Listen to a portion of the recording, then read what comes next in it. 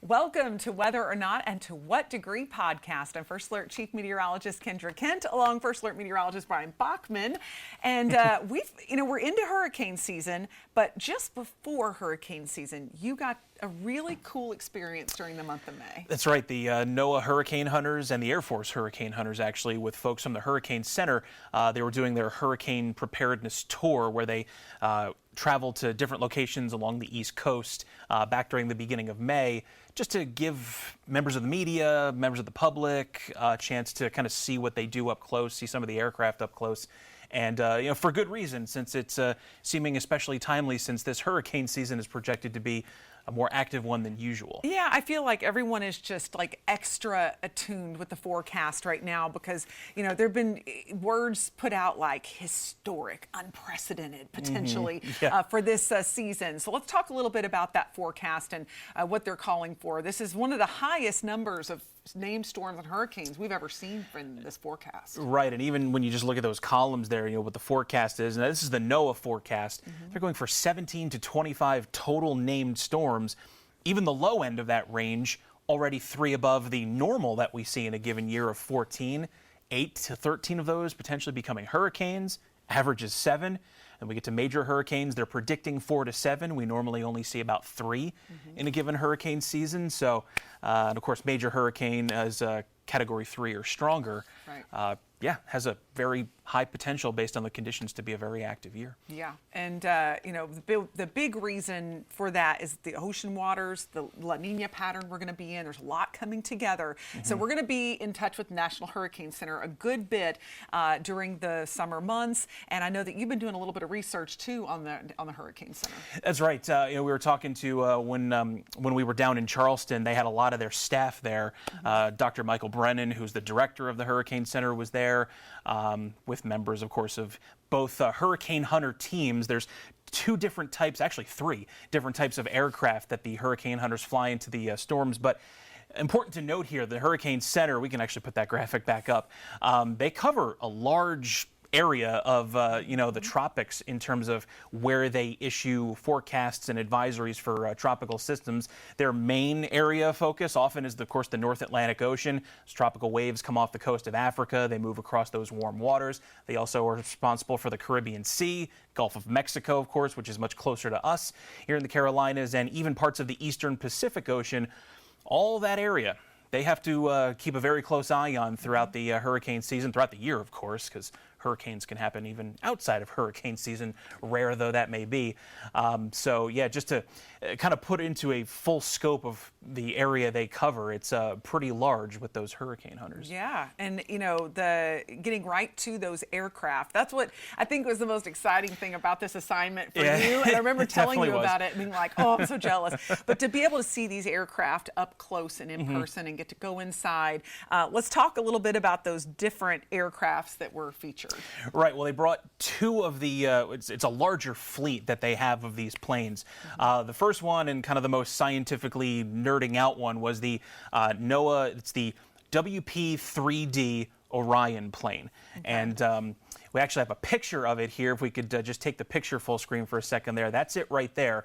NOAA has and operates 2 of those particular planes. Again, this is the WP-3D Orion. They call it the P3 for short. You'll hear a lot of the hurricane hunters themselves just kind of using that shorthand. Or you might hear them call them by their nicknames. One is nicknamed Kermit, the other Miss Piggy. Yes. I didn't ask where they came up with those names, but what's pretty fascinating about these planes, if we could switch over to our reality shot, we actually have a kind of in-studio model here of that aircraft. That's definitely what I would say is the most tricked out, to be a little informal there, plane. Some of the specs on it there, it was manufactured by Lockheed, actually back in 1975. Oh, wow. It's almost a 50-year-old plane, the 2 of them that NOAA operates. They're nearly 50-year-old planes. They've really meticulously maintained them, upgraded them over the years. You can see their call signs there. One is named Kermit, Miss Piggy for the other one, just kind of an affectionate pair of nicknames they give them. It's over 100 feet long. It has a wingspan nearly 100 feet wide. It has a range. It can fly out as far as about 3,800 miles, and it gets up to speeds of about 288 miles per hour. But in terms of what it's tricked out with, the plane itself has all sorts of scientific instruments and specialized equipment on the plane itself. And the two that I honestly think are the most neat are what they call the lower fuselage Doppler radar and the tail Doppler radar. The one on the belly of the plane there, it operates just like a weather service radar. What it does is it scans horizontally the environment around the plane itself, while the tail radar actually scans vertically. And when they combine that together, as they like to put it, it's almost like taking an MRI of the environment that they're flying through within the hurricane. And they do that the entire time that they're in flight, especially once they get into the storm environment. And then it has these other very technical sounding pieces of equipment on it. They're called them step frequency microwave radiometers. What does that mean? They're two devices mounted under the wings that sense microwave radiation that comes up from the ocean's surface. And they can actually use that to measure indirectly what the wind speeds are closer to the ocean's surface. Because that's always the heart, is getting those surface observations, trying to figure out exactly, because obviously the planes are going to have to fly at a certain height. Right.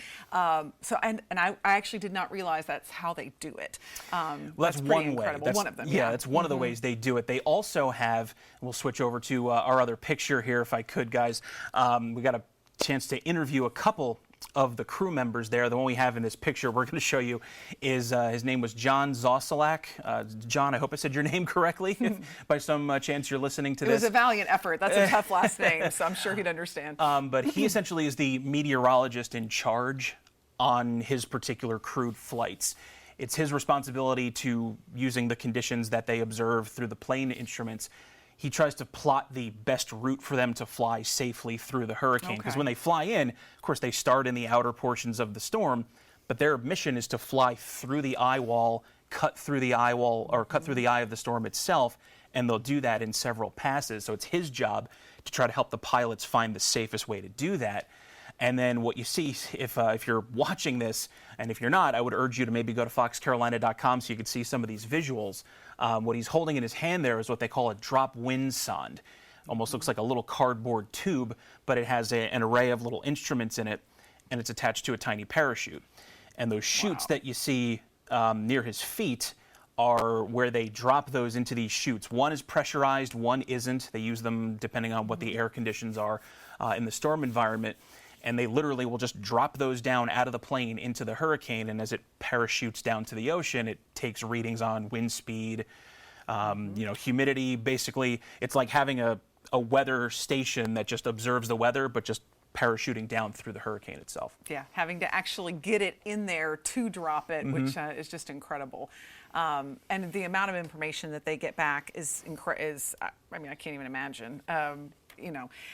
To be guiding one of those missions, to talk about how to best approach one of these storms. Having that job, I think is amazing. I'm sure a lot of planning goes into it, and they have to strategize exactly how to approach. Long days for them, and oftentimes it'll be, as one crew goes up into the plane, the other ones or up into the storm, I should say, the next crew is on the ground back wherever they're currently based out of, depending on where the storm is, getting ready for the next one. So when the one crew finishes their mission and starts to head home, essentially the other one tags in, and then they keep doing their rounds throughout the storm. And it's all the continuous while, effort. We're here, working on the forecast, and we get this data in. That's really how we can bring the best updates to you. And you just to see the process that goes into that is really incredible. And I know you were mentioning too, the Air Force is involved as well, right? Yeah, absolutely right.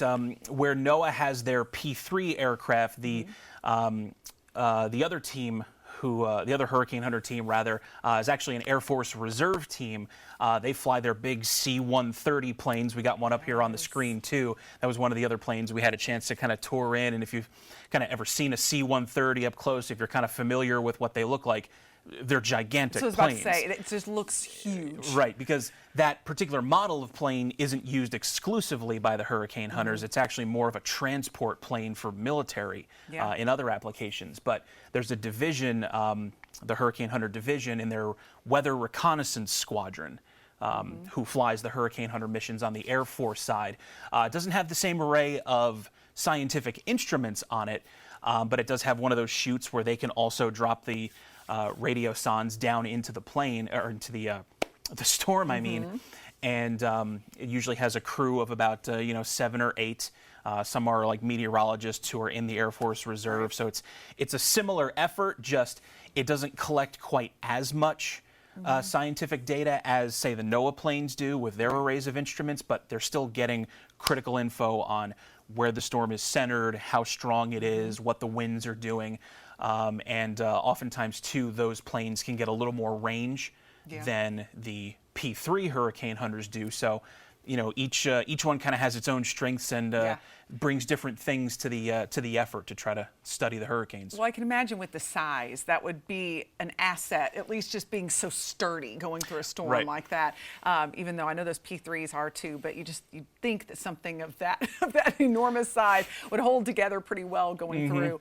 But yeah, I mean, it could be a wild season. Now, we're not necessarily saying that's going to happen, but all the ingredients really coming together.